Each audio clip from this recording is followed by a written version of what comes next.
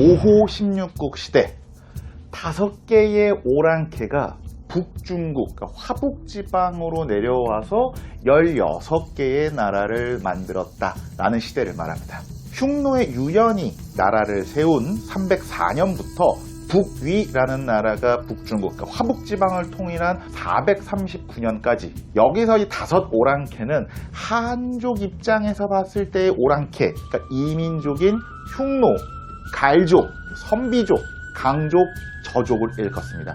흉노는 전조, 북량 등등을 세우고 선비족은 전현, 후현 많이 세웁니다. 그리고 강족, 갈족들도 나라를 몇 개 세우고, 그리고 저족은 성한이라고 불리는 나라고, 전진, 특히 전진이라는 나라를 세우고요.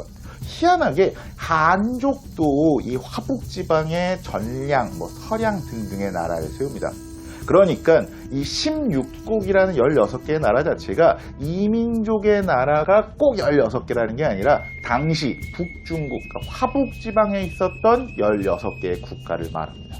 그런데 또 꼭 이 16개의 나라를 외울 필요는 없습니다. 너무 짧게 가서 16개의 국가에 안 끼워주는 나라도 엄청나게 많고요. 그리고 이 16개의 나라 이름이라든지 어떤 계통, 그러니까 어느 나라는 어느 개가 세웠다 이런 걸 외울 필요가 없습니다. 고우영의 18사략이라는 만화책에서 감수를 맡았던 스촨대학교의 한 교수님도 다 외우려면 끝이 없다 해, 그냥 그런 게 있었다 정도로 넘어가라 해 라고 말했을 정도라고 하네요. 그래서 이번 시간에는 왜 5호 16국 시대가 열렸는지, 5호 16국 시대는 동북아시아 역사에서 어떤 의미를 지니는지 등등의 이야기를 한번 해보려고 합니다. 이번에도 빠르게 본격적인 이야기로 들어가 보시죠.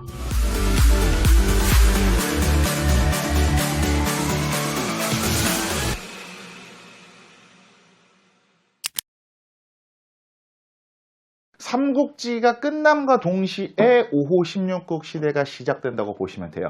삼국지를 보면은 약간 허무한 게 유비, 관우, 조조, 제갈량 같은 어떻게 보면 주인공들이 다 명멸을 하다가 그 주인공들이 삼국지 시대를 통일을 하지도 못하고 갑자기 사마이, 그리고 그 사마이의 손자인 사마염이 갑자기 이 위초고 전부 다 멸망시키고 엔딩을 짓습니다. 아니, 그렇게 우리를 정말 가슴 아프게 했으면 이 지인나라라도 조금 행복해야 되는 거 아닙니까? 그런데 이 지인나라도 50년 만에 망합니다. 그 멋있는 삼국지 시대를 끝낸 이 지인나라는요, 왜 또 망하게 됐을까요? 그 전에 먼저 조조가 세운 이 위나라는 왜 망했을까요? 사마이가 쿠데타를 일으켜서 고평릉사변이라고 하는데, 그 고평릉사변 이후에 결국 위나라가 망조가 들죠. 그런데 더 근본적인 원인이 있습니다. 조조가 위나라를 세우면서 타산지석으로 삼은 게 이 후한 말기의 상황입니다.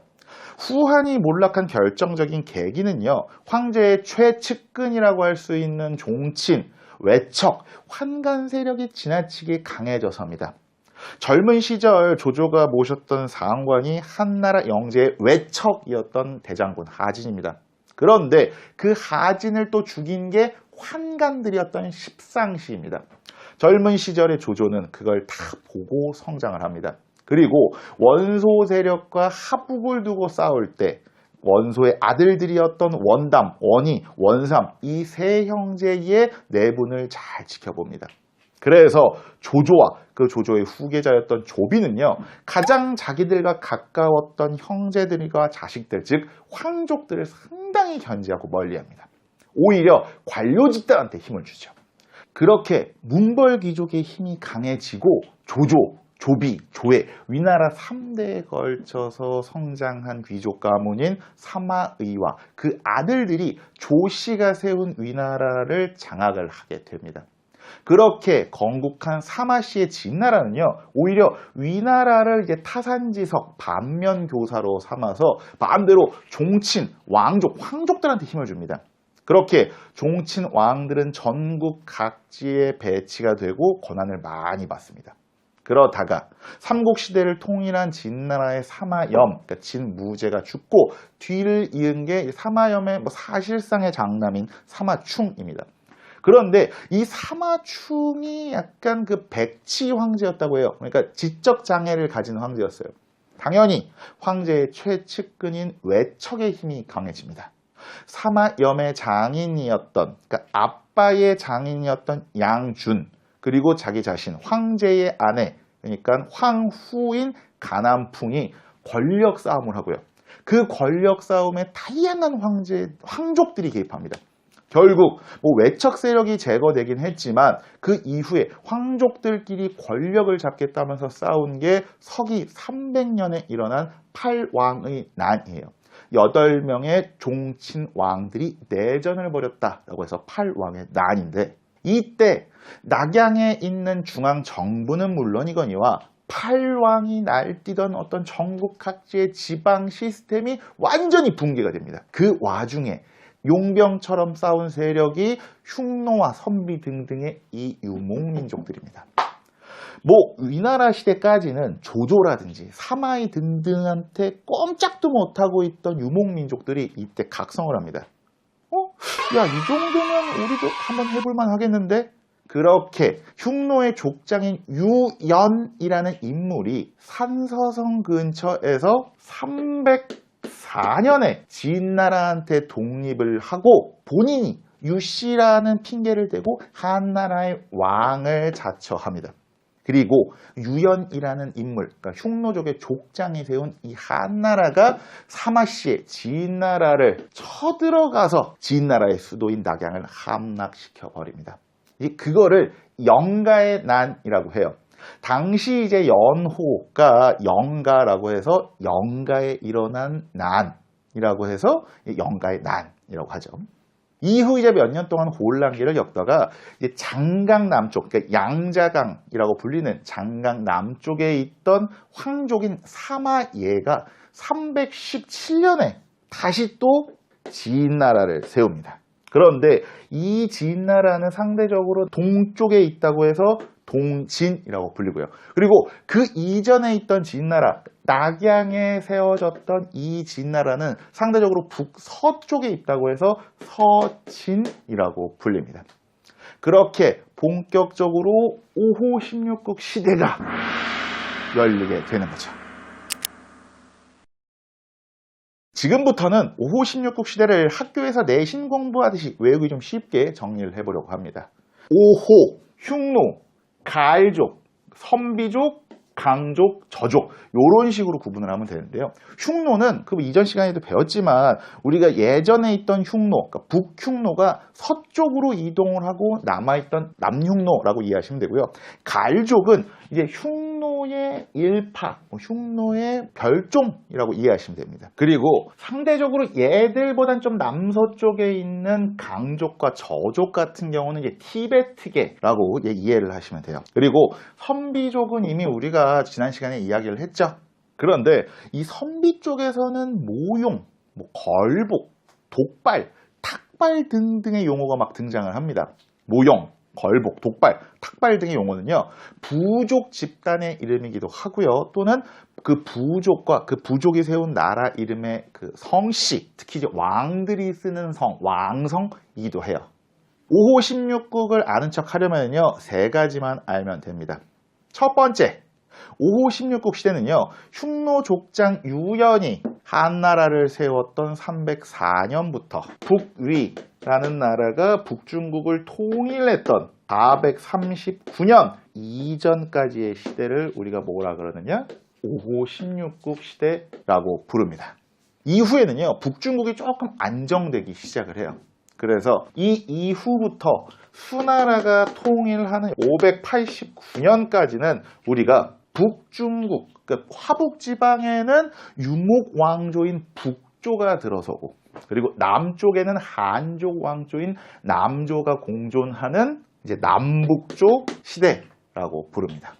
그래서 북중국을 통일한 북위라든지요, 그리고 그들의 전신이었던 이제 대나라라는 나라가 있는데, 이 대나라는 5호 16국에 포함을 안 시켜요.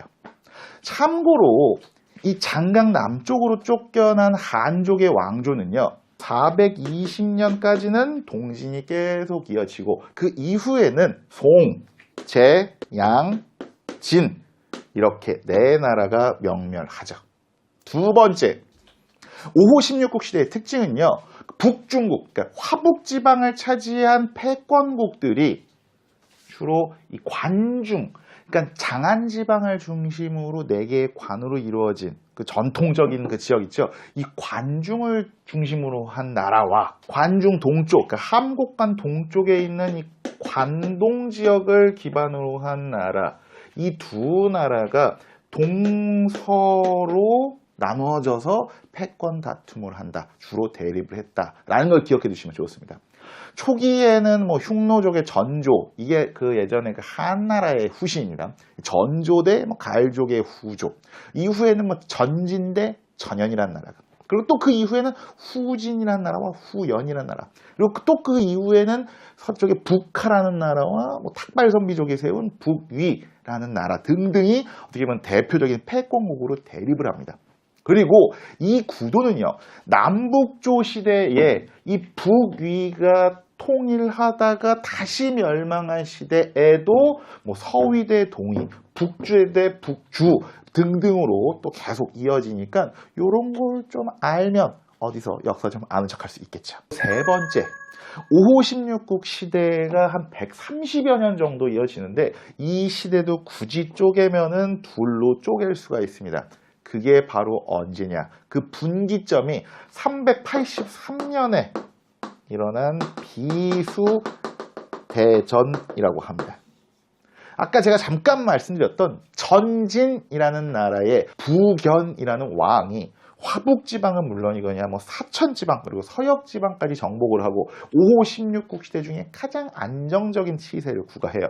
뭐 한나라 출신, 한족 출신의 승상까지도 영입을 하고 그렇게 남쪽의 동진을 마지막으로 정벌을 하려고 침략을 하는데 중국을 절반으로 나누는 회수, 그 회수의 지류인 비수, 그러니까 뭐 중국어로는 페이수라고 하는데 그 페이수에서 벌어진 전쟁이 비수대전에서 전진이 패배를 합니다. 그렇게 패배를 해버리고 결국 전진이라는 나라는 비수대전에서의 패배를 감당하지 못한 채 분열되고 또다시 이 북중국 화북지방은 혼란기를 겪습니다. 북위의 통일 이전까지다. 동서로 싸웠다. 그리고 중간의 분기점은 비수대전이다. 정리하기 쉽죠? 지금부터는 5호 16국 시대의 역사적인 의미에 대해서 한번 이야기해 보려고 해요. 한족 입장에서 보면 자신들만의 영역이라고 생각했던 중원, 화북지방을 오랑캐라고 불리던 이 이민족들에게 지배를 당했으니 한족 입장에서는 흑역사라고 볼 수가 있겠죠. 근데 반대로 보면요, 이 시기부터 중국 대륙의 역사는 한족만의 역사라고 말할 수 없게 됩니다. 5호 16국 시대부터 남북조 시대까지 약 300여 년 동안은 중국 북부가 한족이 아닌 이 이민족들의 나라였습니다. 그리고 후한 말부터 시작된 이 혼란기를 통일한 수나라라든지 당나라를 보면요, 수나라를 세운 수문제 양견 그리고 당나라를 세운 당고조 이연 같은 경우는 선비족 출신이거나 아니면 선비족과 한족의 혼혈로 추정이 됩니다. 중국 대륙을 통일한 왕조의 황실에 유목민의 혈통이 섞인 겁니다. 수나라와 당나라는 한족만의 왕조라고, 한족만의 역사라고 할 수가 있을까요? 반대로 생각해도 마찬가지입니다. 5호가 세운 나라들은요, 시대가 지나면서 한족의 언어, 한족의 문화, 한족의 제도를 적극적으로 수용합니다. 5호 16국 시대를 끝낸 이 북위의 효문제 같은 경우가 뭐 균전제를 실시한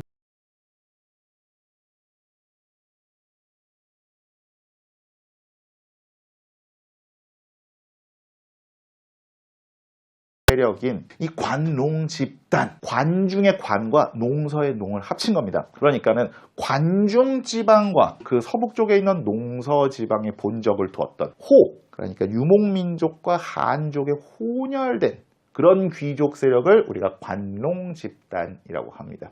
그리고 이들은요, 심지어 자기 혈통을 한족에서 찾아요. 무슨 소리냐? 당나라 황실의 시조가 춘추 전국 시대의 사상가였던 노자였다 라는 이야기를 하는데 그런 이야기 등등 그러니까 아예 혈통을 왜곡시키는 혈통공정까지 이제 실행을 하면서 호한 즉 이민족과 한족의 문화가 합쳐진 수나라 이후 이 당나라의 문화는요 이전의 한족 왕조와 완전히 달라집니다. 그래서 5호 16국 시대에 우리가 유목 왕조들을요 침투 왕조라고 부르기도 해요. 그러니까 정주민인 한족의 영역에 침투하긴 했지만 한족과 동화됐기 때문에 이제 침투 왕조라고 부르죠. 이 침투 왕조와는 다르게 자신들의 유목민족스러움을 포기하지 않으려 했던 거란의 요나라, 여진의 금나라, 몽골의 원나라 등등은 정복 왕조라고 부르면서 이 침투 왕조와는 구분하죠. 물론 이 5호 16국 시대라고 유목민과 정주민이 항상 완전하게 하나가 됐다라고 말할 수도 없습니다. 북중국의 유목 왕조에서는 피지배 민족이었던 순수한 한족이 높은 직위까지 승진하기는 굉장히 어려웠습니다. 그리고 5호 16국 시대 이후에도요 만주 서부에 남아있었던 선비계 유목민족들은 습족, 해족, 실위 또는 거란 등등의 이름으로 남아있었고 이들은 이후에 거란이라는 부족 집단 그 이름으로 하나로 통합이 됩니다. 그러니까 5호 16국 시대와 이 남북조 시대 그리고 수나라와 당나라 시대는 단순히 한족의 시대도 유목민의 시대도 아니었던 겁니다. 그냥 그렇게 다양하고 복잡하게 어우러진 시대였던 거죠. 역사 속 한 시대를 우리가 지금의 관점과 지금의 이데올로기로 보기 힘든 이유가 바로 여기에 있습니다. 제가 예전에 올렸던 중국사 틀잡기 영상에서 원나라는 중국의 역사가 아니라 몽골의 역사야 라고 쓴 댓글을 본 적이 있습니다. 하지만 저는 그 생각에 동의하지 않습니다. 역사에 꼭 내 편, 네 편, 꼭 편을 나눌 필요가 있을까요? 원나라의 역사는 몽골의 역사이기도 하고 중국의 역사이기도 하고 우리 대한민국의 역사이기도 합니다. 물론 하필 우리나라 주변에는요 현재의 그 이데올로기로 과거 역사를 왜곡하려고 하는 어떤 같은 중국 때문에 항상 그들의 역사 왜곡을 방어해야만 하는 의무 또는 책임감이 항상 우리에게 있습니다. 하지만 우리끼리 역사 이야기를 할 때 굳이 지나친 이분법에 빠지지 않고 그런 이분법에 벗어났으면 하는 게 저의 작은 소망이기도 합니다. 옆나라 중국 이야기를 했으니까 이번엔 한국사 이야기를 한번 해보시죠. 오늘날 우리가 생각하는 한반도의 삼국시대 고구려, 백제, 신라 플러스 가야 이 구도가요 5호 16국 시대에 본격화된다고 생각하시면 됩니다. 한나라 무제 때 이제 고조선이 멸망을 했죠. 하지만 후한이 이제 붕괴가 되고 위초고 삼국시대가 흐르고 심지어 서진도 또다시 붕괴가 되고 5호가 북중국의 난립한 이 혼란기를 겪으면서 그 덕분에 한나라의 군현 그러니까 낭랑군 그러니까 대방군 등등 한 4군이라고 불렸던 그 한나라의 통치 시스템이 다스리던 한반도 서북 지역에 권력 공백이 생깁니다. 그리고 그 한반도 서북지대의 권력 공백을 채운 게 고구려와 백제입니다. 이와는 반대로요. 낭랑군, 대방군 같은 한 4군과 교류하면서 철기 등등을 교류하면서 성장한 이 가야가 5호 16국 시대에 고구려 백제가 성장하면서 경제적으로 타격을 입고 쇠락합니다. 그리고 북중국의 유목민족이 한화 정책을 진행하면서 고구려 백제도 영향을 받고 한족의 문화를 수용했고요. 신라도 고구려 백제 등을 통해서 간접적으로 그들의 문화를 수용하면서 이들은 굉장히 중앙 집권적이고 안정적인 국가를 세우죠. 그래서 우리가 한국사 공부하면은 무슨 소수림왕 때 율령을 반포하고 태학을 지었다. 백제도 근초고왕 때 어쩌고 신라는 내무왕부터 시작을 해서 지증왕, 법흥왕, 진흥왕까지 이어지는 어떤 그 루트 있죠. 그게 다 언제냐? 5호 16국 시대부터 남북조 시대에 본격화된다는 얘기입니다.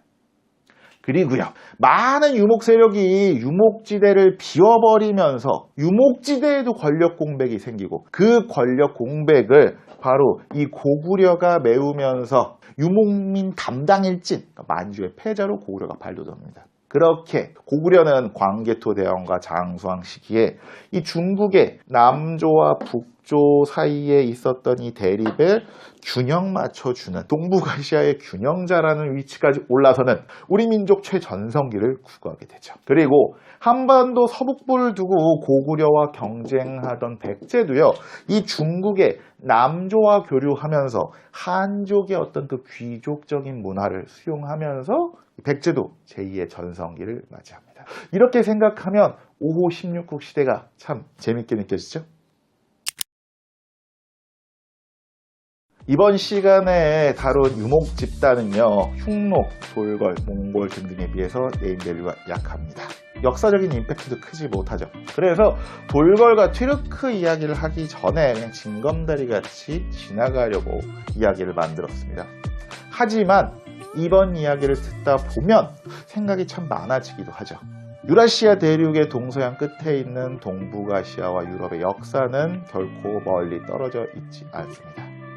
기원전 2, 3세기 무렵부터 기원 후 2세기까지 지중해와 유럽의 패권을 장악했던 로마 제국은 3세기부터 흔들리기 시작하면서 게르만이라고 불렸던 유목민들 등등에게 괴롭힘도 당하고 영토도 뺏기고 나라도 빼앗기면서 결국 그들과 동화되었던 게 기원 후 3세기, 7세기의 유럽의 역사입니다.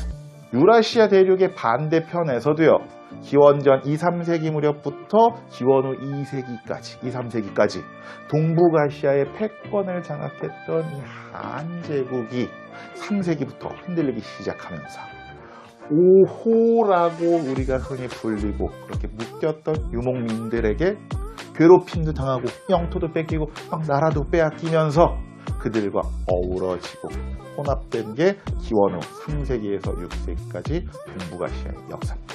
유목민족과 정착민족, 정주민족이 그냥 각자 서로의 영역에서 따로 떨어져 살면서 항상 싸우고 갈등만 했다라는 시각에서 벗어나서 이렇게 서로 교류하고 융화되면서 우리 모두의 역사에 영향을 미쳤다라고 이번 시간을 이해해 주시면 감사하겠습니다. 다음 시간에는 돌걸과 튀르크의 이야기로 넘어가 보려고 해요. 그때까지 구독과 좋아요, 알림 버튼을 누르고 옛날 이야기를 듣듯이 말을 타고 지도 위를 달리듯이 한 번 더 보세요. 그리고 두 번 더 보세요.